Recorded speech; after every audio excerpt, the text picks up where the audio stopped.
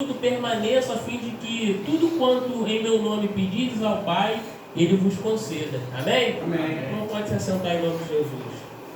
Irmãos, o Espírito Santo de Deus me inspirou nessa noite a dar um tema para essa ministração, para essa mensagem, do qual esse tema testificou quando o bispo, na sua ministração no domingo, fez menção desse tema, um tema muito conhecido que todos nós ouvimos, que é: escolhido não tem escolha. Amém. E o Espírito Santo de Deus me conduziu na Bíblia para citar 3 escolhidos do Antigo Testamento que o Senhor escolheu, que frutificaram em seu tempo, para que eu e você venha aprender um pouco, para que eu e você também venhamos o que? Frutificar em nosso tempo. Aleluia. E o primeiro que eu quero falar um pouco da passagem dele da Bíblia, é de Moisés. A Bíblia vai dizer, se a gente abrir lá em Êxodo 2, a partir do verso 15, a Bíblia diz que Moisés está habitando na terra de Midian, onde ali ele tem uma esposa chamada Zípora, tem 2 filhos, Gerson e Eliezer, tem um trabalho, ele é pastor de ovelhas, apacentando as ovelhas de seu sogro, Jetro. Porém, irmãos, Moisés ele não foi escolhido desde o seu nascimento para ser um pastor de ovelhas em Midian, de ovelhas que nem era dele, de ovelhas do sogro.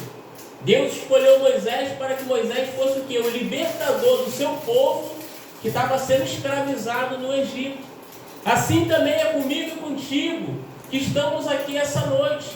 Jesus ele não nos escolheu apenas para a gente vir aqui, prestar um culto a Ele, ocupar mais um lugar na igreja, levantar nossas mãos e adorá-lo. O propósito que Deus tem comigo e contigo é muito maior. O Senhor nos escolheu para o quê? Para ser libertador do seu povo, que está sendo escravizado pelo pecado. Jesus ele quer me usar e quer te usar abundantemente, em todo o tempo, para pregar a sua palavra, para pregar o seu evangelho, não só nas 4 paredes, mas em todo o tempo, aonde a gente colocar a planta dos nossos pés, o Senhor, Ele quer nos usar. Aleluia. Seja na fila de um banco, seja numa condução, seja no nosso trabalho, no nosso bairro. O Senhor, Ele quer nos usar com poder e autoridade, mas para que o Senhor venha nos usar, o bispo falou, nós que temos que permitir de Deus nos usar, nós que temos que nos entregar a Ele. A palavra do Senhor diz que muitos são chamados, mas poucos são os escolhidos. Os escolhidos são aqueles que o Senhor vê, que verdadeiramente querem fazer a obra dele. Jesus fala lá para a mulher samaritana que o Pai, Ele procura os verdadeiros adoradores que o adorem em espírito e em verdade. Aleluia. E cadê os verdadeiros adoradores? Eu sei que aqui tem adoradores em espírito e em verdade. E Deus quer me usar, e Deus quer te usar mais do que Ele tem usado. Porém, eu e você temos que o quê? Permitir o Senhor nos usar. Aí a Bíblia diz que Faraó morre. O povo suspira e clama ao Senhor. E quando o povo clama, Deus se lembra do seu concerto com Abraão, com Isaac e com Jacó. E desce para livrar o povo. A Bíblia diz que Moisés está no deserto apacentando as ovelhas de Jetro. E Deus aparece para ele em meio de uma sarça ardente. Moisés vê aquela sarça pegando fogo, porém a sarça queima, mas não se consome. Então a Bíblia diz que ele olha para ver aquela visão. Algumas traduções que ele vai tentar chegar perto. Então Deus brada da sarça: Moisés, Moisés. E ele diz: eis-me aqui, não chegue para cá, tira a sandália dos teus pés, porque a terra é santa. E o Senhor fala para Moisés: eu sou o Deus do teu pai, o Deus de Abraão, o Deus de Isaac e o Deus de Jacó. A Bíblia diz que Moisés teme olhar para Deus, e Deus fala: tenho visto atentamente a aflição do meu povo que está no Egito, e eu desci para o livrá-lo, para levar para uma terra boa, uma terra larga, que mana leite e mel. Aleluia. Porque o seu clamor chegou até mim. E a Bíblia diz que o Senhor fala para Moisés: e eu vou te enviar até Faraó para você libertar o meu povo do Egito. Mas Moisés fala: Senhor, mas quem sou eu para o Senhor me enviar para Faraó, para libertar o teu povo, o povo de Israel, os filhos de Israel. E o Senhor fala para ele: certamente, Moisés, que eu serei contigo. O Senhor, ele entende que nós temos as nossas limitações. Quando Deus fala, eu vou te usar, eu vou te engrandecer, a gente fala, mas eu, Senhor, quem sou eu para o Senhor me usar? Mas o Espírito está falando comigo e contigo, certamente eu serei contigo. Aleluia. Apenas temos que abrir a nossa boca. Quem vai adiante é o Espírito Santo de Deus fazendo a obra. Para isso nós temos que abrir a nossa boca. E Moisés, ele aceita o chamado dele. Porém, há mais um questionamento. Moisés fala para Deus: mas Senhor, mas quando eu for os filhos de Israel, eles não vão crer em mim, eles não vão crer que o Senhor me enviou. E Deus ali concede poderes a Moisés através do cajado. E com aquele cajado, Moisés abriu o mar vermelho, tocou na rocha, fez água da rocha jorrar. Assim também é comigo e contigo. Oh, glória! Jesus Cristo nos deu o que? O penhor do Espírito Santo e a virtude e poder, para que no nome dele a gente venha profetizar cura, profetizar libertação, profetizar a salvação sobre a vida daqueles que o crerem. Esse é o poder que nós temos. Aleluia! Mas como eu disse, é necessário a gente o quê? Abrir o nosso coração para o Senhor e deixar Ele fazer a sua obra. Moisés tentou viver ali naquela vida normal de um pai de família, mas escolhido não tem escolha. O projeto, o propósito do Senhor para a vida dele era muito além. O propósito que Deus tem comigo e contigo é muito além daquilo que a gente pensa. Deus quer nos usar com poder e autoridade. Aleluia. Um segundo personagem que eu quero falar um pouco é Jonas. Todos os irmãos conhecem a passagem de Jonas. A Bíblia diz que veio a palavra do Senhor a Jonas, falando: Jonas, levanta-te e vai à grande cidade de Nínive e clama contra ela, porque a sua malícia chegou até a mim. Nínive era o que? Era uma grande cidade onde havia homens que praticavam iniquidade, homens ruins, homens que não temiam a Deus. E na cabeça de Jonas não achava que aquele povo merecia o perdão de Deus. Jonas queria que Deus fizesse juízo contra aquela cidade, contra aquele povo. Mas Deus é justo. Deus é justo e antes que Deus venha fazer juízo sobre a vida de alguém, Deus, antes ele dá uma oportunidade do arrependimento. Aleluia. E para que o Senhor venha dar uma oportunidade, é necessário quem levar essa oportunidade? É eu e você, porque nós somos os escolhidos do Senhor. Às vezes Satanás pede a vida de alguém que está no tráfico, que está na milícia, que está no estelionatário, na prostituição, mas Deus não permite que Satanás toque na vida daquela pessoa sem antes dar uma oportunidade de arrependimento. E a oportunidade quem leva é quem? É eu e você. O Senhor, Ele nos chama com essa responsabilidade. Mas Jonas, não entendendo o propósito de Deus, não entendendo o que Deus queria fazer, o que ele faz? Ele se levanta, mas não para obedecer, para fugir da face do Senhor. Os irmãos conhecem a história, posso sintetizar. Ele desce para Jope, no sentido a Tarsis. Ali ele entra numa navegação. Deus manda um grande temporal. Naquele temporal ali, todos os tripulantes começam a invocar o seu Deus. Jonas está dormindo, despertam ele, mandam ele invocar o Deus, pergunta quem ele é. Ele fala que era servo do Deus vivo e relata que aquilo ali estava acontecendo por causa dele. Ele fala: a solução é o seguinte, você me jogar no mar, vai parar, vai cessar, porque eu sou o causador dessa aflição. Os irmãos conhecem a história, jogam ele no mar, a tempestade para, e o Senhor dá ordem a um grande peixe para tragar Jonas. E Jonas vai passar 3 dias e 3 noites no ventre daquele grande peixe. A Bíblia diz que ali no ventre do peixe, Jonas faz uma oração e se arrepende da sua desobediência. Então Deus dá ordem ao grande peixe para vomitar Jonas, e ele é vomitado aonde? Na areia do mar de Nínive, no lugar do propósito. Porque quando Deus tem um propósito, o propósito se cumpre, porque é a última palavra do Senhor. Mas Deus, ele não quer de maneira alguma que eu e você venha sofrer as consequências da nossa desobediência, a consequência das nossas escolhas erradas. Eu não consigo imaginar, meus irmãos, alguém passar 3 dias e 3 noites na barriga de um peixe. Foi uma grande aflição que Jonas passou. Então não há necessidade de eu e você sofrer consequência nenhuma de desobediência, se Deus está falando comigo e contigo essa noite. Aleluia. Que Ele quer nos usar com um propósito. Então a gente tem que cair em si e deixar Deus trabalhar na minha e na sua vida. Aleluia. E os irmãos conhecem a história. De novo, a segunda vez veio a palavra do Senhor a Jonas. Jonas, levanta-te e clama contra Nínive, a pregação que eu te disser. E Jonas, a Bíblia diz que Nínive era uma grande cidade de caminho de 3 dias. E Jonas sai caminhando e pregando a palavra do Senhor.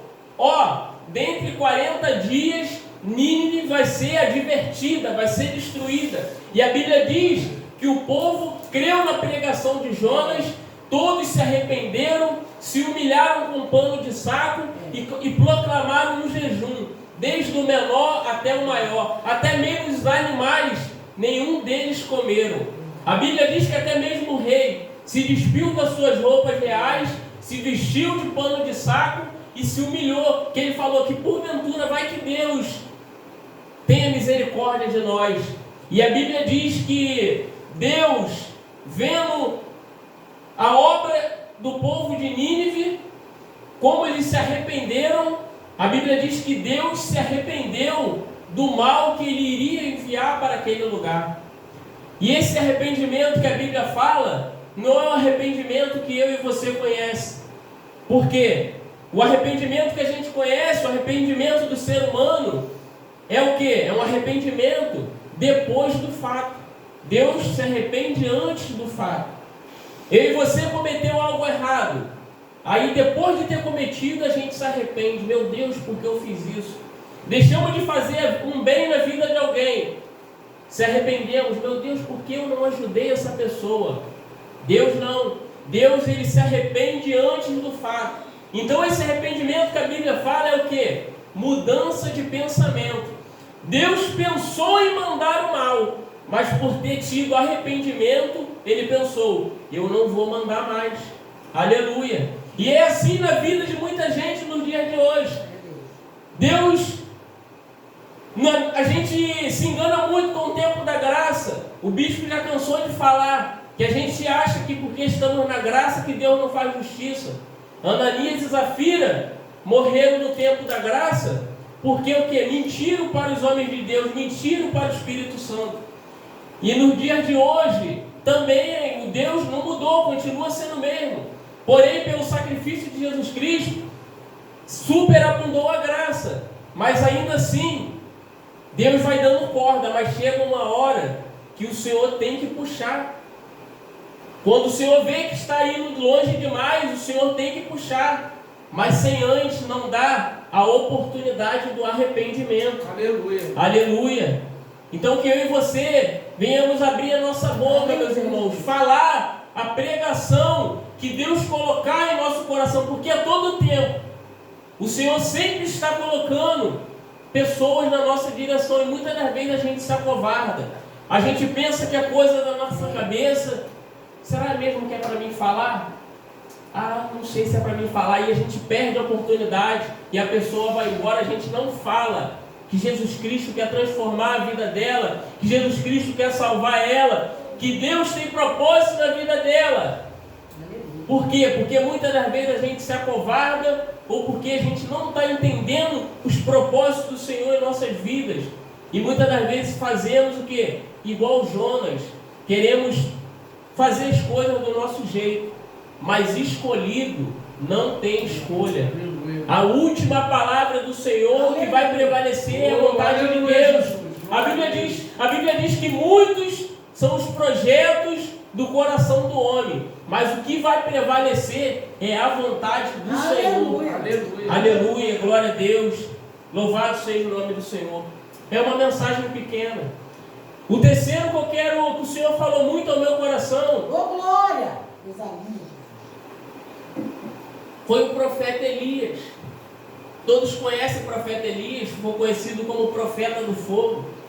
A Bíblia diz que Acabe está reinando no reino do norte, em Israel, capital Samaria. E ele ali segue os pecados de Jeroboão e começa a adorar Baal. Casa com uma mulher estrangeira, Jezabel, que termina de corromper toda a nação, todo o povo. Então Elias se apresenta diante de Acabe e fala: tão certo que vive o Senhor Deus de Israel, que não haverá mais chuva nem orvalho até que eu disser. E a Bíblia diz que então ele sai dali e o Senhor manda ele ir para o ribeiro de Querite. E ali o Senhor dá ordem para os corvos sustentarem Elias. Toda manhã os corvos levavam pão e carne, e toda noite pão e carne. E ele bebia das águas dos ribeiros. Passados muitos dias, a Bíblia diz que por não haver chuva, o ribeiro secou. Veio a palavra a ele: Elias, vai para Serepta, porque lá eu tenho ordenado uma viúva para te sustentar. Os irmãos conhecem a história. Ali ele é sustentado pela viúva, habita com ela. Passado 3 anos, vem de novo a palavra do Senhor, mandando ele se apresentar diante de Acabe. Ele vai, é obediente, vai lá, se apresenta diante de Acabe e manda Acabe reunir no Monte Carmelo todos os profetas de Baal e toda Israel. E assim Acabe o fez. Quando chega lá, ele faz uma proposta: olha, traz 2 bezerros que a gente vai montar um altar. O Deus que responder com fogo, esse é o Deus verdadeiro em Israel. Aleluia. E a Bíblia diz que todo o povo pensou: essa palavra é boa. E assim sucedeu. Ele dá oportunidade para, primeiramente, os profetas de Baal degolar o bezerro, botaram ali os pedaços no altar e passaram toda a manhã clamando a Baal. E nada aconteceu. A Bíblia diz que eles começaram a se cortar com talhos, uma forma de um ritual, e nada aconteceu. E não ia acontecer, porque Baal não existe. Baal era um Deus feito por mão de homens, por artifícios. Mas o povo estava ali, preso naquela idolatria. Quando chega na vez de Elias, a Bíblia diz que Elias pega 12 pedras, segundo os números das tribos de Israel, monta o altar ali tudo bonitinho, degola o bezerro, corta o bezerro, bota em cima do altar, e a Bíblia diz que ele faz uma vala em volta do altar.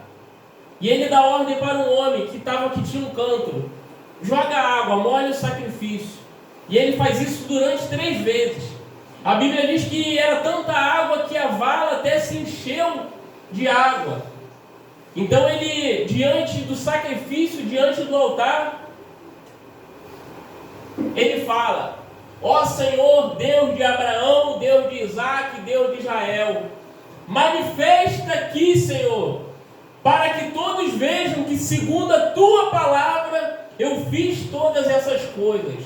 Ó Senhor, responda-me, para que todos vejam que só o Senhor é Deus.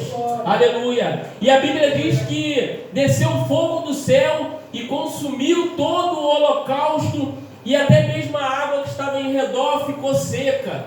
Aleluia. Eita, coisa linda. E ali todo o povo se prostra de joelho e começam a falar: só o Senhor é Deus, só o Senhor é Deus. E Elias vai lá e fala: agora mete a mão nos profetas de Baal. E ali ele mata os 450 profetas de Baal. Aleluia. A partir daí os irmãos conhecem a história. Ele sobe até o cume do Carmelo, ora, e o Senhor manda a chuva.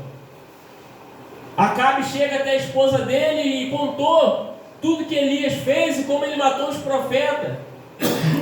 E Jezabel manda um mensageiro para Elias. Fala que assim, ó, que os deuses me fazem esse tanto. Se amanhã, essa hora, não acontecer com você o que aconteceu com os profetas de Baal. A Bíblia diz que para escapar com vidas, Elias foge e vai até Berseba. Ali ele deixa o seu moço e vai rumo ao deserto, caminho de um dia. E ali no deserto ele para debaixo de um pé de zimbro e ele fala: ó Senhor, já basta. Leva a minha vida, Senhor, porque eu não sou melhor do que os meus pais. E a Bíblia diz que ali debaixo daquele pé de zimbro aparece um anjo do Senhor com um pão, brasa, uma botija de água e toca em Elias. Elias acorda, come, bebe e dorme de novo. Ele toca a segunda vez e fala: Elias, come, porque muito comprido será o teu caminho. E a Bíblia diz que Elias, com a força daquela comida, ele comeu e foi, e caminhou 40 dias e 40 noites no deserto e prosseguiu o seu propósito. Aleluia! E por que eu estou falando isso aqui para a igreja? Para mim encerrar a mensagem. Talvez entrou pessoas aqui essa noite que, como Elias, estava cansada, porque um homem que desafiou 400 profetas de Baal, depois agora por uma ameaça de uma mulher fugir, não era só medo, ele não tinha medo, ele estava cansado, ele estava exausto. E talvez entrou pessoas aqui essa noite que esteja cansada diante, mesmo sendo fiel ao Senhor, mas está cansada da luta, da dificuldade. E entrou essa noite pensando que em desistir, pensou em parar, como Elias falou: Senhor, já basta, é melhor para mim morrer. Talvez entrou alguém essa noite com esse sentimento no coração: Senhor, eu não aguento mais, já basta, eu estou cansado. Pensando em desistir, pensando em parar.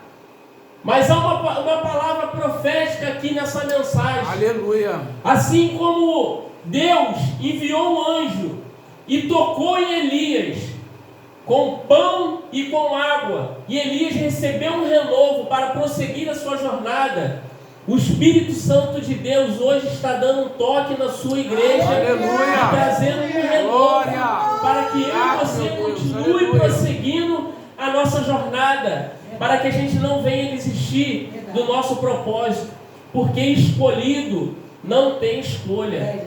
Aleluia. O Senhor está trazendo um renovo para mim e para você. Oh, aleluia. Quem entrou Glória a aqui essa Deus. noite pensando em desistir, parar, chutar o balde, vai sair daqui transformado pelo poder que há no nome de Jesus. Renovado por essa palavra, renovado pelo Espírito Santo de Deus, com o coração cheio de esperança, pensando: essa luta não vai me parar. Não é Jezabel que vai me parar, eu vou prosseguir, porque o alvo é Cristo, e com Cristo é vencer ou vencer. Aleluia. Glorificado seja o nome do Senhor por essa palavra. Foi até aqui que o Senhor me deu, mas eu quero terminar essa mensagem, meus irmãos, com um louvor. O Espírito Santo de Deus me inspirou a cantar esse louvor. Eu peço que a irmã Eslaine e o jovem Gabriel venham aqui me ajudar a cantar esse louvor. Coisa linda, Jesus. E o louvor, o nome do louvor é renovo, porque Deus está trazendo um renovo.